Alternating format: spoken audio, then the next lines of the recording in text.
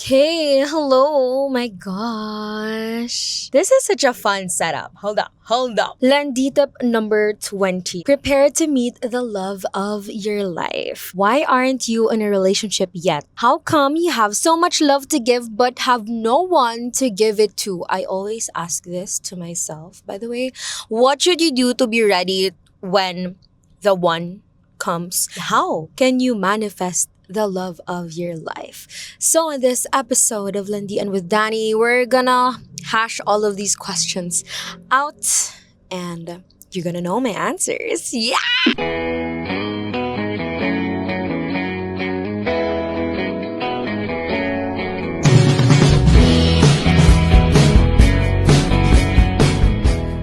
Hey there, my pretty butterflies. I'm Dani, and welcome to my podcast. I just realized that my podcast is the only flirting focused podcast in the Philippines.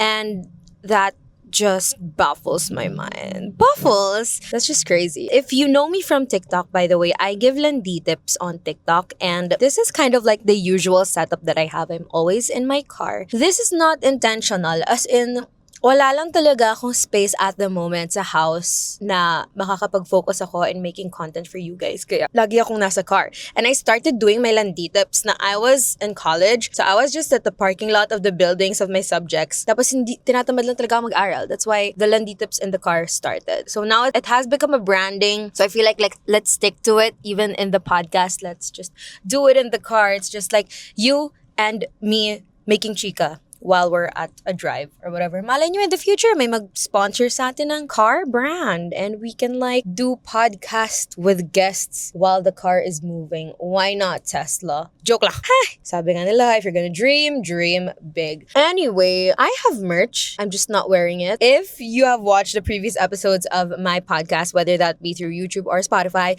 you can see that I'm wearing a shirt na nakalagay Landi Responsibly. So if you wanna cop those baby tees out. Those are so cute. Merong black and merong white. You can find that in my IG bio. Ay, dumaan. Weird. Anyway, on my IG bio or on my TikTok bio. Anyway, okay, let's hop on the topic already. I decided to make this topic, or I decided to talk about this kasi ang dami kong friends, ang dami rin sa inyo nagko-comment and nagme-message sa akin saying na ready na kayo na magkaroon ng relationship or gustong-gusto nyo na i-apply yung mga Landi tips ko pero wala lang kayo mapag-applyan.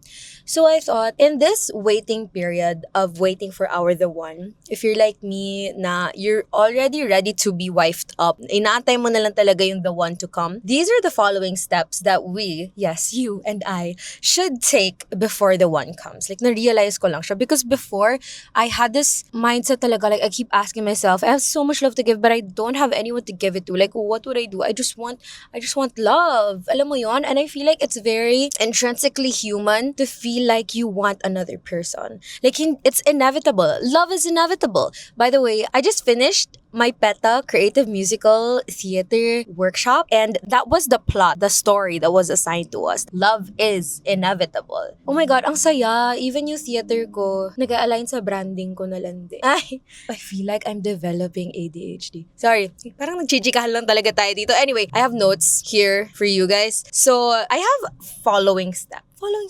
You can list this down or whatever kasi hindi nyo to masasave unlike my TikToks na may save button. But yeah, you can list this down in your journal or in your notes para pwede mo siyang balik-balikan whenever you feel like you wanna prepare for the one. Okay. The steps are, number 1, be who you want to date. Number 2, surround yourself with people that make you feel good and want the best for you. Number 3, date around to know your standards and boundaries. Number 4, have your own routine that you would still stick to even if may jowa ka na. Then the next is do the inner work. Next, believe that person is already in your timeline.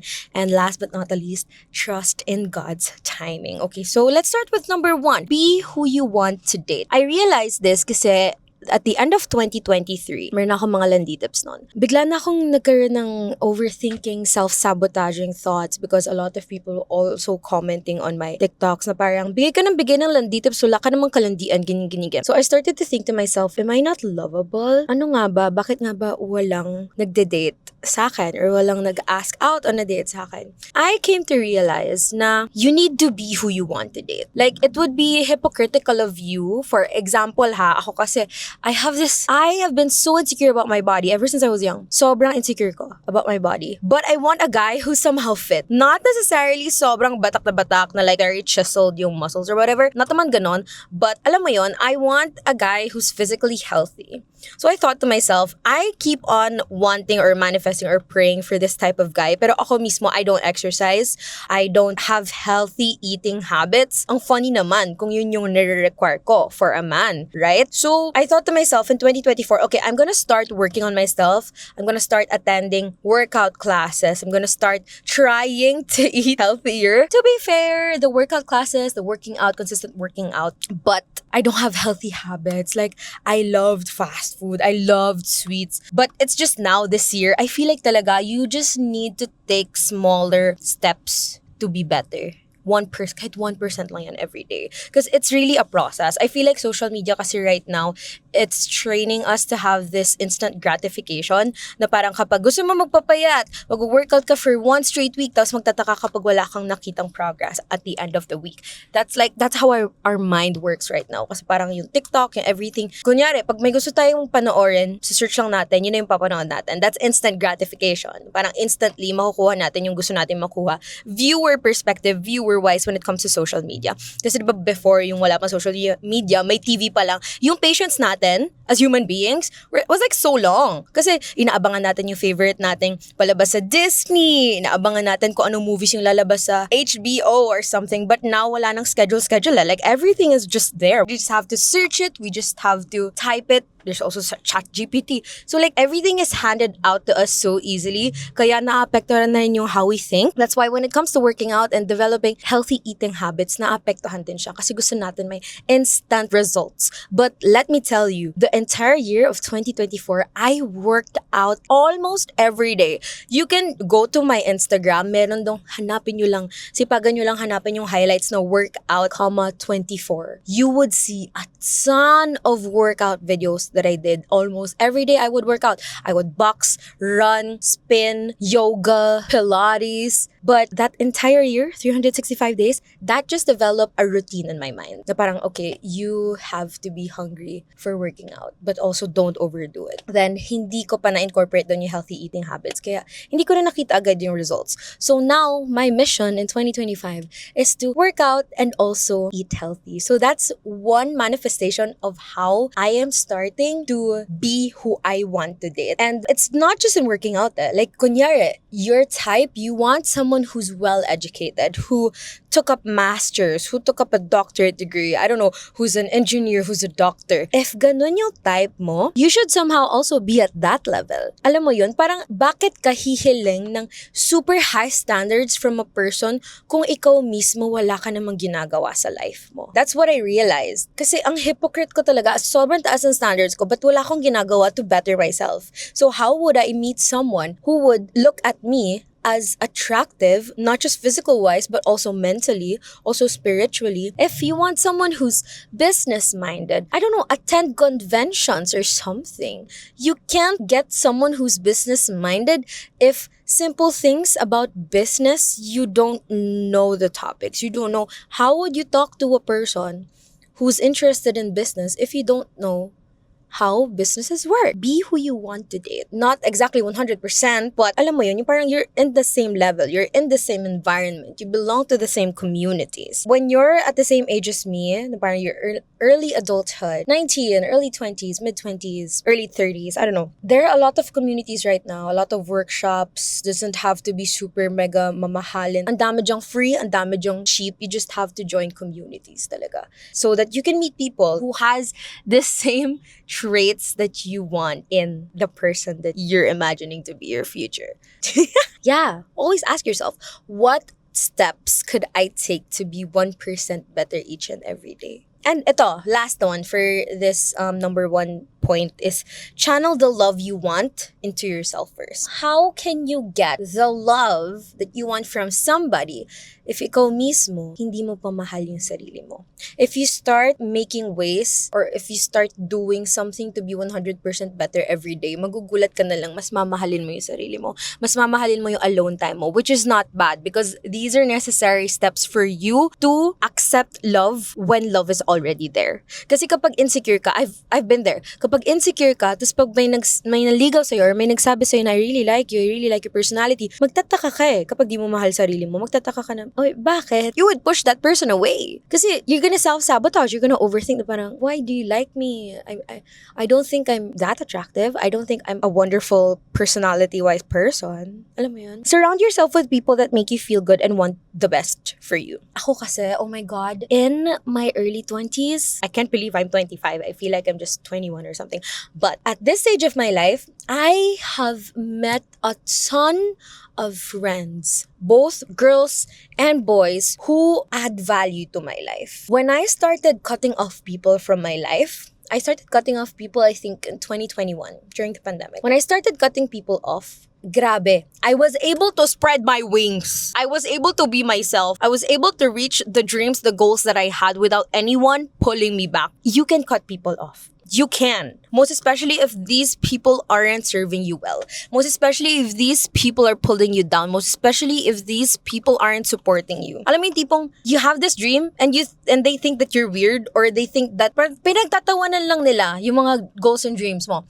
When that happens in the circles that you have, that just means na hindi na kayo magka-level. I'm not saying that they're immature. I'm not saying that you're immature. I'm just saying that you don't have the same wavelength. It's not like that eh. It's not pataas, bababa. Sometimes it's paganon. And you just don't meet each other there anymore. And that's okay.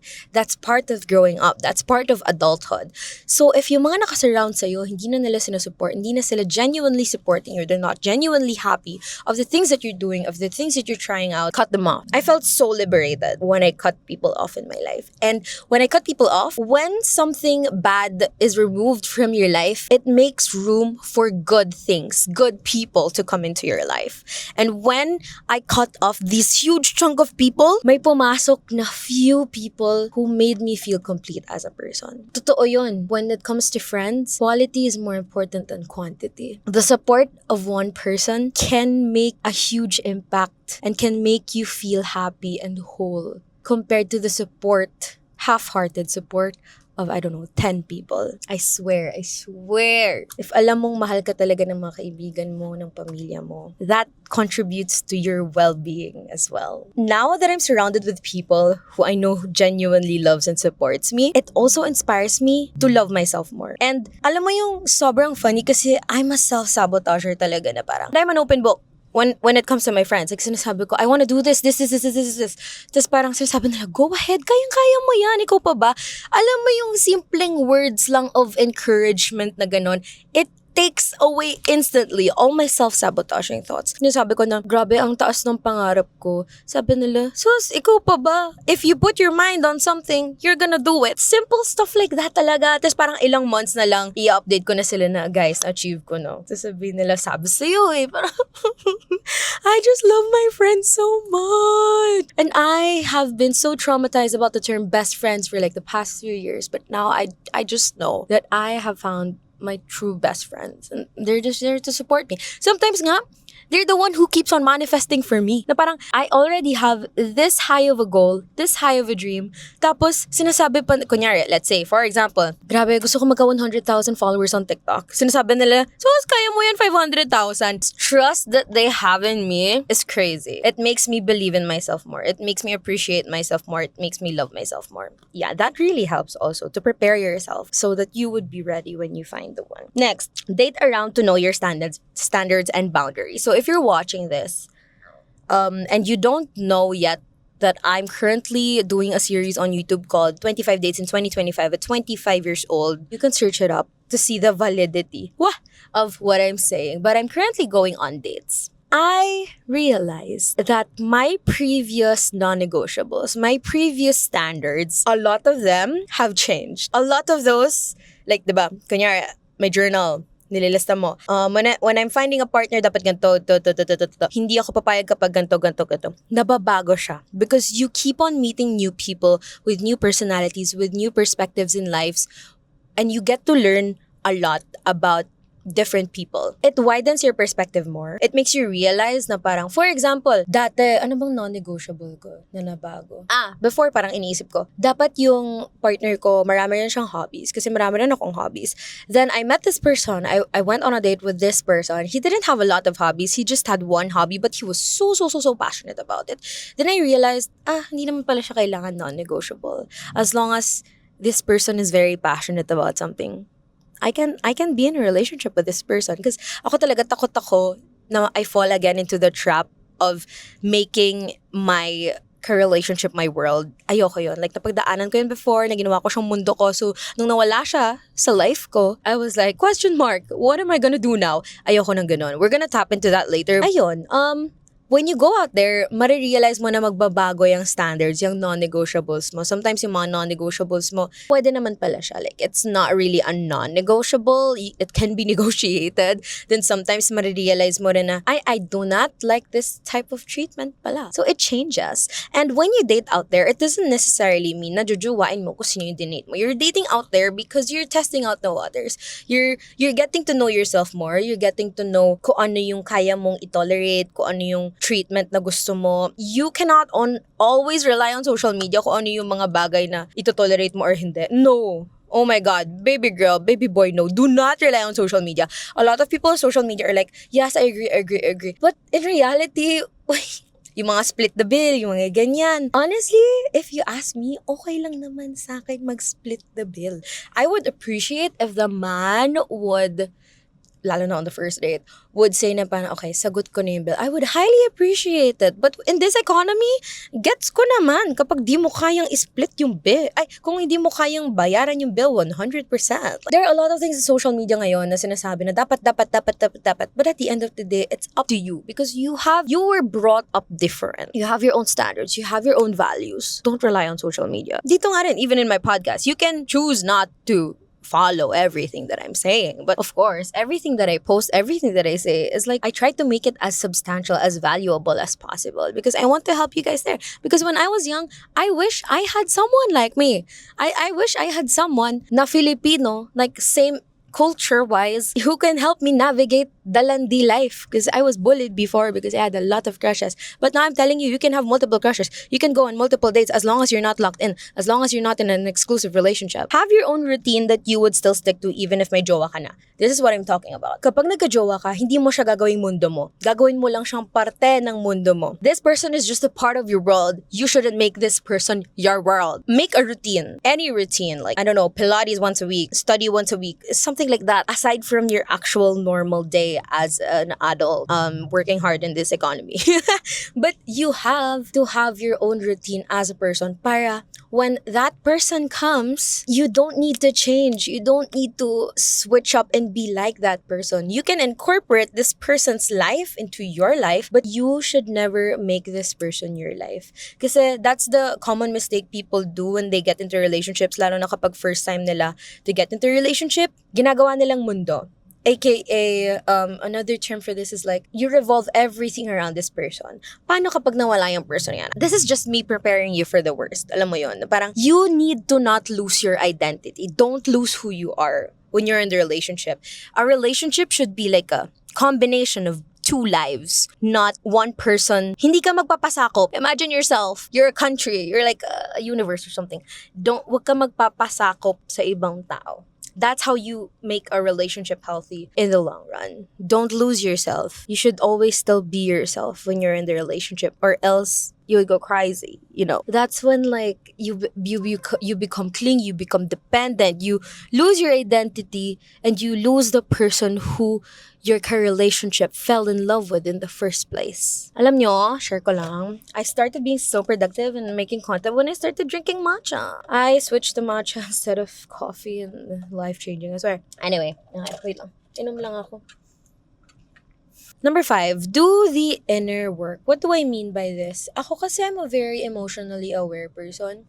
And okay lang sa akin kahit hindi ako magkaroon ng relationship this year because I realized that you have to be emotionally prepared. You have to be emotionally ready when you're gonna get into a relationship because if you still have trauma, if you still have stuff that you need to heal from, childhood-wise, family-wise, madadala mo yun in relationships. And a lot of my friends have been telling me stories na parang nacha-channel nila yung negative energy into their relationships, which is bad. Hindi mo dapat binubuhos yung galit, yung stress, yung trauma mo sa relationship mo because that would not do anything for your connection. That would just tarnish your connection. Okay, this person can like make you feel whole as a person. This person can help you mend your heartbreaks from your past, but you should not rely on this person to do those things. It starts with you. You have to pinpoint kung ano yung mga stuff sa past mo or sa present mo or anything that would make you, I don't know, have a hugot or something in life. Kasi when you pinpoint these, kasi sometimes we are in denial na parang, ayoko yung trait na to. For example,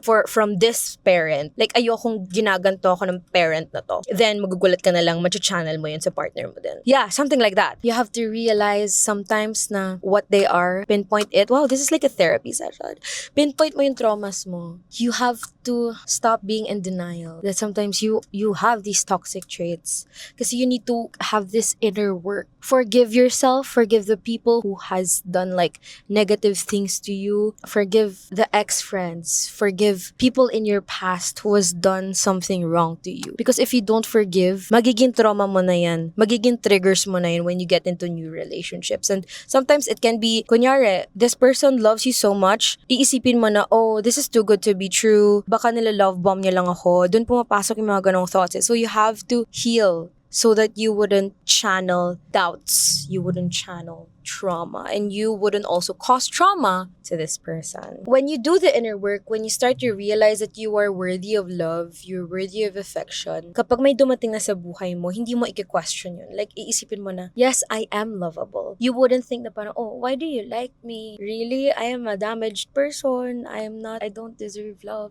You wouldn't have those thoughts. If a person starts to appreciate you, you would think to yourself na, dapat lang. I know, right? I'm so lovable. Like, I can give you this type of relationship. Yes! Alam mo yun, you'd be confident. If a person starts showing you that they love you, you wouldn't question it. Believe that that person is already in your timeline. I heard this in one podcast. I think it's Date Yourself Instead. Sinabi niya to na, believe that that person is already in your timeline. If alam mo na mamimit mo siya next week, paano mo change yung life mo? Like, don't wait for that moment. For example, may nireto sa yung friend mo, prepare ka. I don't know, magda-diet ka dyan, papa-facial ka, isin mo yung skincare mo, alamin mo kung anong makeup yung maganda sa'yo, papagupit ka, magpapa-treatment ka ng hair. Diba? You would do a lot of things if you knew that you would go on a date. Paano pa if you knew that you were gonna meet the person, the one next week or tomorrow? What would you do differently? So you have to believe that this person is already in your timeline para you would start doing everything that I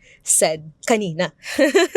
Kasi you have to have that mindset na parang, if you want to receive love now, you have to have this mindset na it's gonna come anytime. Alam mo yun? And dito pumapasok yung last, yung trust in God's timing. Ako, I was so anxious before. I was so sad because I kept on thinking na parang, bakit wala? Bakit wala pa? Like, kailan siya dadating? Kasi ako, meron talaga akong goal. 25, dapat kasal na ako. 27, dapat may anak na ako. 30, dapat like, we're so like, financially stable and everything. We're already going to Disneyland with my kids. We're 3 years old, ganyan. Now, that's not happening. I have never been, at this stage in my life, I'm 25 now, I have never been this hungry, this close to God.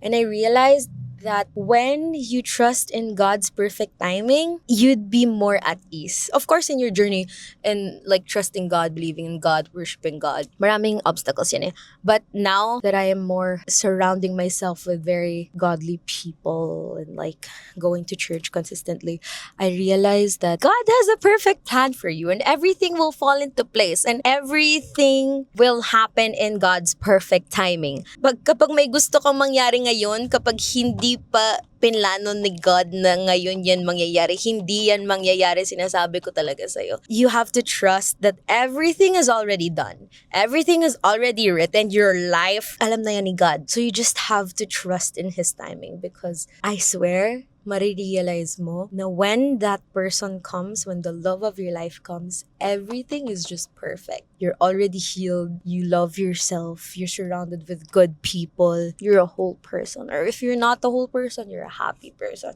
You're someone who wants and is ready to receive love. It's a process. Everything is a process and everything has its timeline. So if you're waiting for the love of your life, believe that God is already making it work for the both of you. He's already preparing the both of you. And when you're both prepared, that's when He's gonna let you guys meet each other. Oh, I'm so excited. I already miss my future husband.